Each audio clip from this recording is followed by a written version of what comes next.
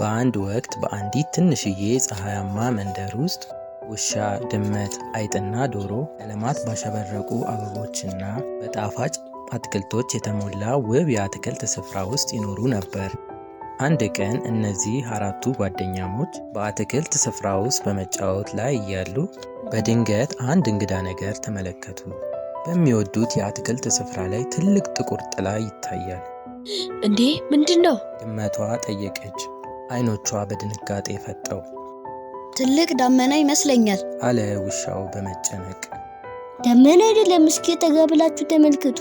አትክልቶቻችንን ሊሰርቅ የመጣ ግዙፍ ቁራ ነው።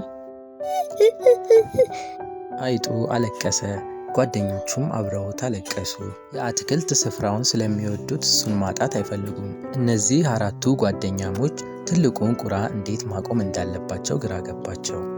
ውሻው እሱን ለማስፈራራት ጮክ ብሎ መጮህ ጀመረ። ነገር ግን ቁራው ሳቀበት።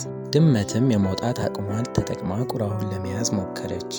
ነገር ግን ልትይዘው አልቻለችም። አይጥም እሱን ለማሳደድ በጣም ትንሽዬ ነበር። ዶሮም ላባዎቿን አደጋ ላይ መጣል አልፈለገችም። ሁላችንም ቁራውን ለማባረር እቅድ ያስፈልገናል። ጥንካሬያችንን ሁሉ ተጠቅመን አንድ ነገር ማድረግ አለብን አለች ድመት። በድንገት አይጥ አንድ ሀሳብ አመጣ። እኔ ሀሳብ አለኝ፣ አብረን ብንሰራ ምን ትላላችሁ? ቁራውን ለማዘናጋት በሳሩ ሾልኬ መሄድ እችላለሁ። ድመቷና ውሻውም እኛ ቁራውን ለማስፈራራት በጋራ ወደሱ እንሄዳለን።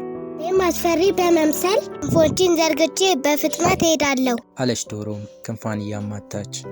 ሁሉም በሐሳቡ ተስማሙ። ቁራውም ዞሮ ሲመለስ አይጥ ከአትክልቱ ስር ዚግዛግ በመስራት ቁራውን ማዘናጋት ጀመረ። ውሻውና ድመቷን በመጮህ ዘለሉ። ዶሮም በንዴት ክንፎቿን ዘርግታ ከውሻውና ከድመቱ ጋር አብራ ዘለለች። ይህን ጊዜ ቁራው እግሬ አውጭኝ ብሎ ከአካባቢው በፍጥነት ተሰወረ። ተመልሶም አልመጣም።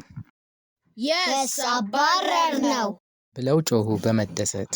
አብረን በመስራታችን የአትክልት ስፍራችንን ማዳን ችለናል አለች ዶሮም። ከዚያን ቀን ጀምሮ አራቱ ጓደኛሞች አብረው በመስራት ማንኛውን ፈተና ማሸነፍ እንደሚችሉ አወቁ።